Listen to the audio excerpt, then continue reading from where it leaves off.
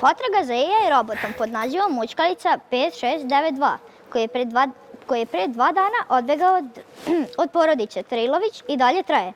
Mi se upravo nalazimo ispred Doma kulture Dolovo, gde je nedavno viđen u 14:15 časova u biblioteci.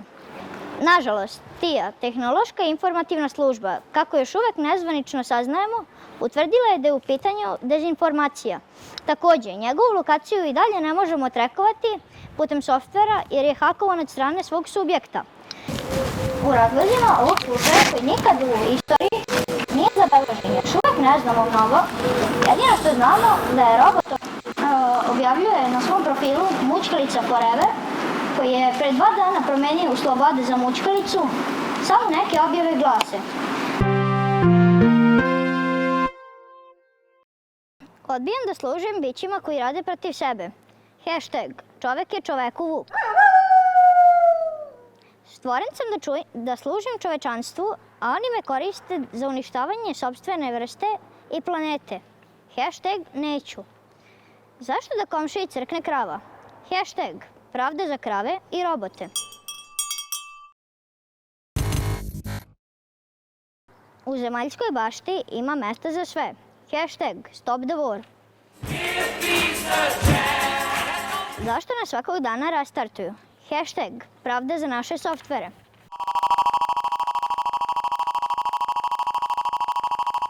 Neću da budem zatvoren u kući. Želim da idem napolje. Hashtag pravda za robota u slobodu.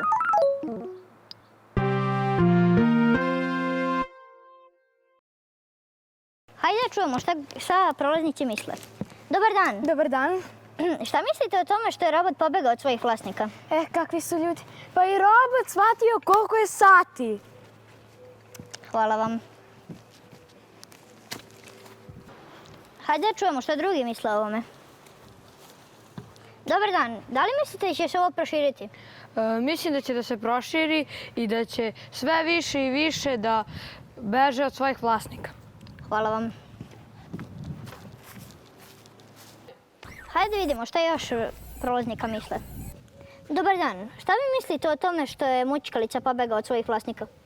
To je veoma neodgovorno. Moji vlasnici su sad uplašeni da i ja ne pobegnem, pa me svako jutro vraćaju na fabričko resetovanje. Hvala. Dobar dan. Da li mogu da pitam i vas? Može, naravno. Šta vi mislite o ovom slučaju koji se desio? Pa po meni je to skroz u redu jer i robotima treba sloboda kao i nama ljudima, a mi smo stalno bili dramatični za svaku sitnicu. Hvala vam. Dragi gledalci, pratite sve naše kanale i podcaste. Život u 4 zida 24 sata.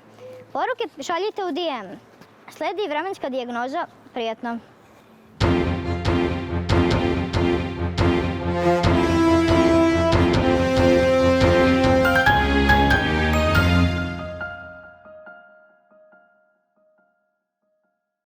Prognoza za ostatak dana je suprotna od pretpodnevne. Temperatura spada sa 57 stepeni na čak 12 u toku večeri. UV zračenje i dalje nemoguće izmeriti, zbog čega preporučamo da i danas nikako ne skidate zaštitne naočare. Zalihe hrane kasni dalje. Sačekajte robote koji će vam dopremiti do vrata praškove za preživljavanje. Internet radi besprekorno. Uživajte u ostatku dana. Prijatno.